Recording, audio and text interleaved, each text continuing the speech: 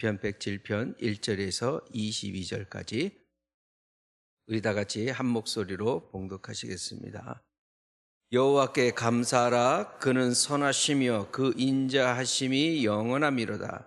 여호와의 속량을 받은 자들은 이같이 말할지어다. 여호와께서 대적의 손에서 그들을 속량하사 동서남북 각 지방으로부터 모으셨도다. 그들이 광야 사막길에서 방황하며 거주할 성읍을 찾지 못하고 줄이고 목이 말라 그들의 영혼이 그들 안에서 피곤하였도다.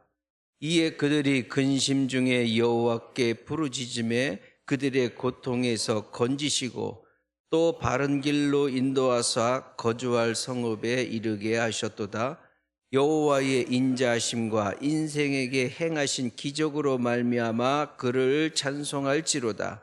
그가 사모하는 영혼에게 만족을 주시며 줄인 영혼에게 좋은 곳으로 채워 주심이로다. 사람이 흑암과 사망의 그늘에 앉으며 곤고와 쇠사슬의 매임은 하나님의 말씀을 거역하며 지존자의 뜻을 멸시함이라. 그러므로 그가 고통을 주어 그들의 마음을 겸손하게 하셨으니 그들이 엎드려져도 돕는 자가 없도다. 이에 그들이 그 환난 중에 여호와께 부르짖음에 그들의 고통에서 구원하시되 흑암과 사망의 그늘에서 인도하여 내시고 그들의 얼거 맨줄을 끊으셨도다. 여호와의 인자하심과 인생에게 행하신 기적으로 말미암아 그를 찬송할지로다. 그가 논문을 깨뜨리시며 쇠의 빗장을 꺾으심이로다. 미련한 자들은 그들의 죄악을 따르고 그들의 악을 범하기 때문에 고난을 받아 그들은 그들의 모든 음식물을 싫어하게 되어 사망의 문에 이르렀도다. 이에 그들이 그들의 고통 때문에 여호와께 부르짖음에 그가 그들의 고통에서 그들을 구원하시되 그가 그의 말씀을 보내어 그들을 고치시고 위험한 지경에서 건지시는도다. 여호와의 인자심과 인생에게 행하신 기적으로 말미암아 그를 찬송할지로다. 감사제를 드리며 노래하여 그가 행하신 일을 선포할지어다. 아멘. 7월 1일부터 우리 또 시편 말씀으로 시작을 하고 있습니다. 시편 107편부터 시작이 되는데 우리 생명의 삶에는 소개가 안 돼 있지만 성경책을 펴보면 107편 이렇게 위에 쫙 보면은 제5권 이렇게 써져 있어요. 시편이 150편까지가 있는데 그 중에서 이 주제에 맞춰서 크게 5가지로 이렇게 또 나눕니다. 이게 구약에서의 성경의 모세오경 이러듯이 그러한 내용들의 틀을 조금 맞추어서 시편을 또 구성을 한 부분이 있습니다. 왜냐하면 시편을 다 다윗이 쓴 게 아니고 여러 사람들이 썼기 때문에 여기저기 흩어져 있는 그런 말씀들을 모아서 주제를 조금 이렇게 정한 부분이 있는 것입니다.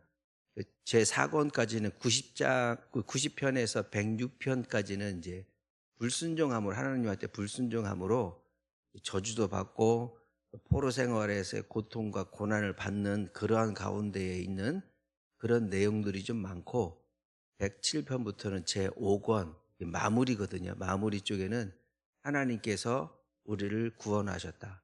하나님께서 우리를 해방해 주셨다. 우리가 포로기의 생활이 끝나고 이제 하나님을 바라보자. 이런 내용들이 많이 가지고 있습니다. 그래서 그러한 틀로서 이게 구성이 되어 있다. 이렇게 한번 보시면 좋겠습니다. 첫 번째 107편 1절에 여호와께 감사하라. 그는 선하시며 그 인자하심이 영원함이로다. 이 107편 1절에 나오는 내용이 거의 뒤쪽 동네에도 150편까지 갈 때에 같이 나옵니다. 같이 나와서 여호와께 감사하라. 그는 선하시며 그 인자하심이 영원하심이로다.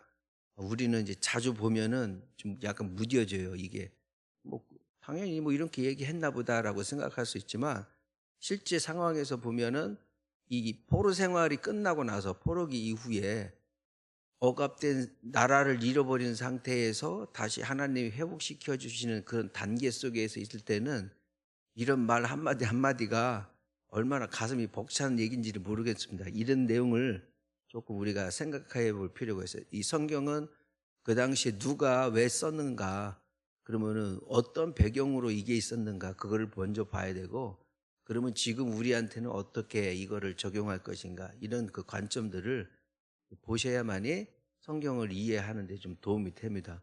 여기 이제 여호와께 감사하라, 하나님 앞에 감사하라고 하는데 감사의 조건이 있어요.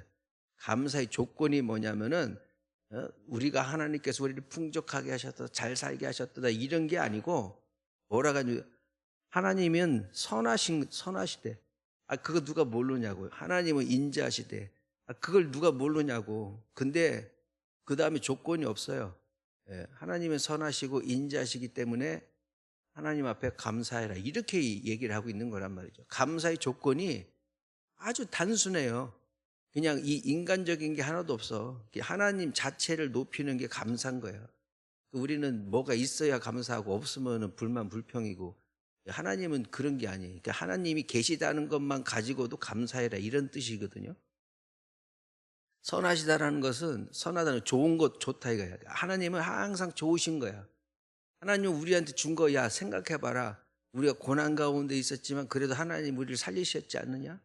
우리를 또 아픈 가운데 있게 하는 것도 뒤에서 나오지만 괜히 고통을 주는 게 아니야. 우리가 잘못 갔으니까, 자식이 잘못되는 것을 부모가 바라는 게 아니기 때문에 잘못된 길로 가는 자식 당연히 때려서라도 가야지.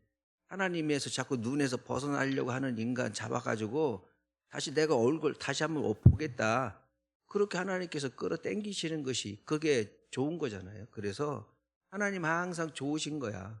그리고 그 인자하심이라는 것은 열정이에요, 열정. 인자하다는 것은 그냥 이러는 게 아니고, 원래 뜻은 열정을 가지고 있는 거예요. 하나님이 열정을 가지고 우리를 향한 이 모든 것들을, 그 마음을 식어가지고 냉랭하게 대하는 게 아니라, 하나님은 우리와 함께 하시기를 원하신다는 이 모든 열정을 가지신 것이, 이 모든 것이 영원하단 말이에요. 영원하다는 것은 처음이 시작됐으면은 끝날 때까지 변하지 않는 거를. 하나님은 좋으신 분이시고 우리를 향한 열정과 사랑에 가득하신 분인 것이, 이 자체가 처음에 시작해서부터 끝날 때까지 이거는 변하지 않는 거예요. 이 변하지 않는 것, 세상도 변하고 사람도 변하고 모든 것이 변하는데 변하지 않는 건 하나님이시다, 이런 얘기예요. 그러니까 얼마나 감사하냐, 이런 거예요. 감사하라라고 명령처럼 됐지만 사실상 얼마나 감사한 일인가, 이런 뜻이란 말이죠. 2절에는 여호와의 속량을 받은 자들이 이같이 말할지어다. 속량을 받았다. 뒤에 가면은 이제 하나님께서 채워주신다, 건지셨다, 이게 다 이 107편의 이제 핵심적인 내용인데, 여호와의 속량을 받은 자들은 이렇게 말할지어다. 여호와께서 대적의 손에서 그들을 속량하사. 우리 인생 가운데서도 하나님이 아닌 다른 것에 의해서 이 고통을 당하는 그런 가운데에서도 그거를 하나님께서 그 고통을 벗어나게 해주셨다. 그리고 동서남북 각 지방으로부터 모으셨다. 동서남북, 동서라고 되어 있지만 이건 사실상 해 뜨는 데서 해 지는 데까지, 해 뜨는 데서부터 해 지는 데까지, 남북은 저 산에서부터 바다 끝까지, 이런 뜻이에요. 그 모든, 우리가 이 이스라엘 백성 같은 경우에 이제 바벨론 포로로 인해 가지고 막 나라가 망하면서 전 세계로 다 흩어졌거든요. 살만한 곳을 찾아서 가는 거야. 그렇게 흩어졌는데, 모으셨다라는 얘기는 흩어졌다 이 말이지.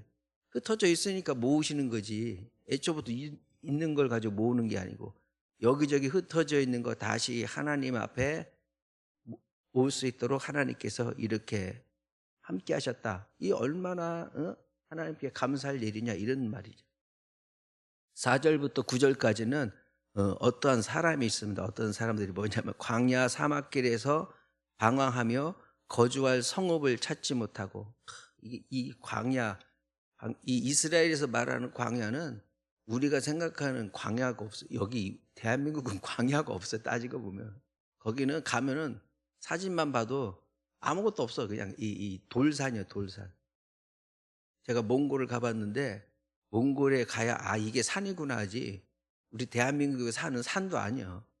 그런데 거기 보면은 나무가 없어요. 나무가 완전 다 돌산들만 잔뜩 있고 그러니까 거기 하면은 황해요. 황해. 저기서부터 저까지 끝에가 얼마 거리가 얼마인지도 몰라. 그러니까 말 타고 갈 수밖에 없어. 걔네들은 걸어갈 수가 없어. 여기 저까지 가려도 황량한데 나무가 없다고. 돌산들만 있고. 그런 데서 산다고 생각해 보세요. 살을 해도 못 살 거야. 살을 해도 못 살. 그런 형태인데 이 사람들이 광야에서 방황하는 사람들 뭐냐면 거주할 성읍이 없어. 내가 발 두 발 딱 뻗고 잠자리 편안하게 잠잘 수 있는 그런 곳도 없다 이 말이죠. 그만큼 흩어져 있는 사람들. 그런 사람들이 광야에서 얼마나 먹을 것이 귀하겠어요. 그런데도 줄이고 목이 말라서 그들 안에서 아주 그냥 피곤해 가지고 그리고 너무 죽게 생겼으니까 근심 중에도 그랬는데 그 사람들이 어떻게 했다? 6절에 보면 여호와께 부르짖었다. 아무것도 없는 인생의 광야에서 그 누구도 도울 수 없는 인간적인 그 삶 가운데 혹독한 가운데에서 이들이 한 것은 딱 한 가지였다. 거기서 물을 찾으려고 한 것도 아니고 하나님 앞에 그냥 부르짖었다 이 말. 부르짖으니까 그들의 고통에서 하나님이 건지셨지 않느냐. 우리 인생 그런 거 아니냐 이거지. 어찌 감사가 안 나올 수가 있느냐. 이게 그런 얘기입니다. 부르짖는다라는 뜻은 소리를 날카롭게 지르는 것을 의미해요. 그냥 쫙 이렇게 하는 게 아니라 그냥 아주 그냥 애끌듯이 쫙 하고서 이렇게 부르짖는 거예요. 광야에서 부르짖는다 생각해 보세요. 광야에 누가 있겠어요? 광야에 들을 만한 사람도 없어. 천지 만물을 창조하신 하나님밖에 없는 거예요. 나하고 하나님하고 이 관계지. 그러면 살살 얘기해도 알아들을 텐데 이 목이 그냥 날카롭게 목이 쉬도록 주여를 부르짖었다 이 말이에요. 그러니까 하나님이 그때 그걸 또 들으셔가지고 그 인생을 그 민족들을 건지셨다 이 말이에요. 그러고 나서 7절에 또 바른 길로 야야야 일로 와 해서 거주할 성읍에 이르게 하셨다. 그러니까 8절에 여호와의 인자하심과 인생에게 행하신 기적으로 말미암아 그를 찬송할지어다. 얼마나 이게 기가 막힌 일이냐 이 말이죠. 그러면서 9절에 참 우리가 또 잘 아는 그런 말씀이죠. 그가 사모하는 영혼에게 만족을 주시고 사모하는 영혼에게 뭘 사모한다는 거예요? 하나님을 갈급하는 하나님을 찾는 사람한테 그 고통과 아픔과 빈곤 어려운 가운데서 그걸 다 채워주신다 이 말. 그리고 줄인 영혼에게 좋은 것으로 채워주신다. 영혼이 줄였다. 영혼이 배가 고프듯이 영혼이 채워질 게 없는 거예요. 영혼이 채울 게 없을 정도의 그런 삶에 하나님께서 좋은 것을 채워주신다. 좋은 것은 바로 하나님이시라고 했잖아요. 하나님 것으로 채워주신다. 아무것도 없는 인생의 삶에서 하나님이 그렇게 하시는 분이시다. 이렇게 말씀을 하고 있습니다. 10절부터 15절까지에는 이 너희들이 왜 고통을 당하느냐 하면은 하나님의 말씀을 거역하고 하나님이 없다라고 하는 그런 인생들이 있거든요. 하나님 없이 잘 살 수 있어. 우리 내가 잘 살고 있는데 하나님 뭔 필요해. 진짜 부자가 천국에 들어가기 어렵다는 게 그런 거거든요. 그들이 아쉬울 게 없어요. 아쉬울 게 없는데 하나님까지 구태여 그 찾을 새가 없다고. 그런 사람들한테는 어떤 것이 되냐? 하나님께서 갑자기 고난을 주신다 이거죠. 고난을 주시면은 어떻게 되느냐? 12절에 보면 그가 고통을 주어서 그들의 마음을 겸손하게 겸손.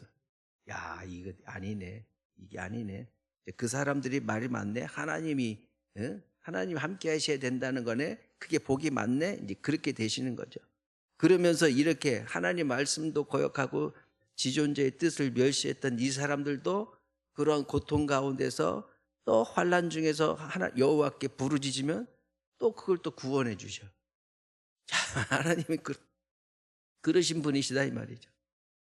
16절부터는 또 미련한 자들이 죄악을 따르고 악을 범하고 고난을 받게 되면은 그다음에 18절 그들이 모든 음식을 싫어하게 돼서 사망의 문에 이르렀다. 이 무슨 얘기냐? 이 고난을 받게 되면요, 먹고 싶은 게 없어져요. 예. 이게 어느 순간에 보면 그 아이스 아메리카노 한 잔 먹는 것도 사치라니까, 사치. 내가 이거 뭘 하나 먹는다, 이게 사치라고 느껴질 때가 있어요. 너무 힘들면요, 내 입으로 침 하나 삼키는 것도 이게 사치다라고 할 정도의 그런 인생의 바닥을 빡빡빡빡 기는 그런 때가 있단 말이죠. 그러니까 당연히 안 먹으니까 먹고 싶지도 않고, 그래서 모든 음식물을 싫어한다는 것이 결국에는 안 먹고 너무 힘드니까 인간이 그렇잖아. 그러니까 고통의 문까지 다다를 정도로 그 정도로 어렵고 힘들게, 그런 사람들이 어떤 사람이냐면은 17절에 미련한 자들이었단 말이지. 하나님 없이 다 이렇게 된다 했던 그런 인생들, 하나님 버리고서 잊어먹고 사는 인생들, 미련한 자들, 그런 사람들이 고난을 받으면서 당하는 고통이 이루 말할 수 없는 것이죠. 그렇게 돼서 사망의 문까지로 가서 거기서도 너무 힘들면 하나님 이제 한번 다시 찾아서 하나님 앞에 날카로운 소리로 부르짖으며 하나님이 또 그걸 또 들으세요. 들으셔서 그들을 구원하신다. 그러면 20절에는 그럼 이 구원의 통로가 뭐냐? 구원의 통로가 그의 말씀을 보내어 그들을 고치셨다는 거예요. 야, 희한한 것이죠. 하나님이 짠 나타나서 쫙 이렇게 야 일로 와 해가지고 기도하는 가운데 꿈에 계시라도 해서 어디로 가거라, 몇 날 몇 시에 누구를 만나거라, 이러면 참 좋은데 하나님께서 해결하는 방법이 뭐라고 돼 있냐면 20절에 말씀을 보냈다는 거지. 이 말씀을 보냈다는 것은 어떤 대언자가 될 수도 있고 하나님께서 말씀하신 것이 되는 것도 있어요. 보냈다는 것은 내가 그 사람한테 딱 드러내서 나타날 수도 있는 것이 아니라, 왜냐하면 아무나 그렇게 되는 게 아니었잖아요. 모세 위에는 하나님을 본 적 없다 할 정도의, 하나님은 항상 꽁꽁꽁꽁 숨어 계셔요. 어디 계신지 모르는데 사실상 다 있어. 사방팔방에 다 있어. 다 있는데 우리는 하나님을 볼 생각을 않고 땅에 있는 것만, 옆에 있는 것만 보고 다닌단 말이지. 그러니까 하나님이 안 보이죠. 그러니까 하나님은 함부로 이렇게 몸을 드러내시지 않아. 하나님께서 함부로 나타나시지 않는단 말이에요. 근데 그것을 뭘로 하신다? 말씀으로 하셨다. 말씀으로 하는 중에, 즉 하나님의 말씀을 듣는 중에, 하나님의 말씀을 보는 중에 하나님을 만나는 거란 말이에요. 성경을 안 펼치면은 하나님을 만날 수가 없어. 이게 하나님은 참 이게 인격적인 분이세요. 하나님은 이렇게 막 고난 가운데서 있어도 하나님 안 찾으면 그냥 침묵, 침묵. 근데 막 부러지고 찾고 하면 어이구 해가지고 그때 나타나시. 찾을 때 나타나시지 가만히 있고서 있으면은 야 너 힘들었지 하고 하나님 오시는 분이 아니시다 이 말. 참 이 인격적이라는 말이 그런 거예요. 신과 하나님과 이 인간과의 관계는 신과 인간이잖아. 신과 인간이 만날 수 있는 것이 그렇게 흔한 일이 아니단 말이에요. 그거를 말씀을 읽는 중에 하나님이 만나 주신다는 거거든요. 그러면서 성경을 읽다 보면서 이게 내가 고침을 받는 거야. 성경을 읽다 보니까 내가 힘이 없는 줄 알았더니 그게 아닌 거고, 나는 단지 성경을 읽고 기도하고 성경 읽고 찬송만 했는데 어느 순간에 보면 그 다음날에 무슨 일이 일어나는 거예요. 이게 인생이 그런 거예요. 예, 하나님을 찾지 않을 때는요 아무렇지도 않은 일들이 그냥 그대로 가요. 그대로 가는데 어느 순간에 내가 성경도 좀 읽어야지, 기도라도 해야 되는 게 아닐까 해가지고 또 성경책 펴놓고 또 이렇게 찬송도 하라고 했으니까 찬송가도 한번 불러보고, 그렇게 하다 보면 어느 순간에 내가 회복이 돼 있다 이 말이죠. 하나님은 그렇게 오시는 분이시다 이 말이죠. 20절의 말씀이 그게 그의 말씀을 보내서 그들을 고치시고 그 위험한 지경에서 건지신다. 고치시고 건지신다 이런 것을 아주 그냥 인생의 굴곡이라는 거죠. 높고 낮고 막 이렇게 된 인생의 굴곡을 갖다가 다 평탄하게 하는 게, 그게 바로 건지시다는 이런 뜻을 갖고 있어요. 평탄하게 하고 그 다음에 여기 좁아 터진 것들을 막 쫙 이렇게 사방팔방에 아주 평지를 앞에, 인생을 평지 앞에 딱 놓고서 야 어디로 갈래? 어느 땅을 가져갈래? 이렇게 하나님께서 하신다 이거죠. 광야에서 봐도 아무것도 없는 그런 인생을 하나님께서 대지에 평야를 주셔서 그 중에서 또 어디로 갈래? 라고 하시는 게 바로 건지신다, 고치신다, 구원하신다라는 뜻 가운데 다 이렇게 대포가 되어 있는 겁니다. 그렇기 때문에 22절에 감사제를 드리고 노래해라. 감사제라는 것은 희생 제물을 드리라는 거예요. 희생 제물 드리는 것이 바로 제사가 되는 것이고, 그렇기 때문에 하나님을 찾고 예배를 드려라. 너 인생들아 뭐 하느냐 이 말이지. 그리고 무조건 하나님을 노래해라. 지금까지 살아온 거, 이 모든 여정이 우리가 불만인 것 같아도 다 하나님이 그래도 인도하셔서 여기까지 온 거 아니겠느냐. 어느 누가 네가 힘들 때에 너를 누가 기억을 하고 어느 누가 너한테 손을 내밀어 줘서 너를 구원할 자가 누가 있느냐 이 말이지. 그것도 돈 있는 사람들이 어려우면은 주위에 사람들이 막 와요. 왜냐면 아직 그 사람 돈이 있잖아. 뭔가가 비빌 때가 있다니까. 그러니까 그런 사람들한테는 아프다 그러면 막 그러지만, 이거 비빌 언덕도 없는 사람이 아프면요 오지도 않아요. 당연한 거죠. 그게 인간이 그렇잖아요. 우리의 삶이 그렇단 말이죠. 그런데도 하나님은 그런 거를 따지지 않고 아무도 없는데 나를 찾았어? 왜 불렀어? 내가 여기 있는데? 이렇게 하시는 거예요. 인생에서 아무도 없는 거지만 반드시 하나님이 계시다 이 말이에요. 그것만 가지고도 감사해야 돼요. 그리고 그가 행하신 일을 선포하라. 선포하라는 얘기는요, 목소리 높여서 외치라는 거야. 하나님이 그래도 살아계시다. 내 인생 빈털터리가 돼도 하나님은 살아계시다. 그래도 내 인생이 이렇게 힘들어도, 병들고 힘들어도 하나님은 살아계시다. 왜?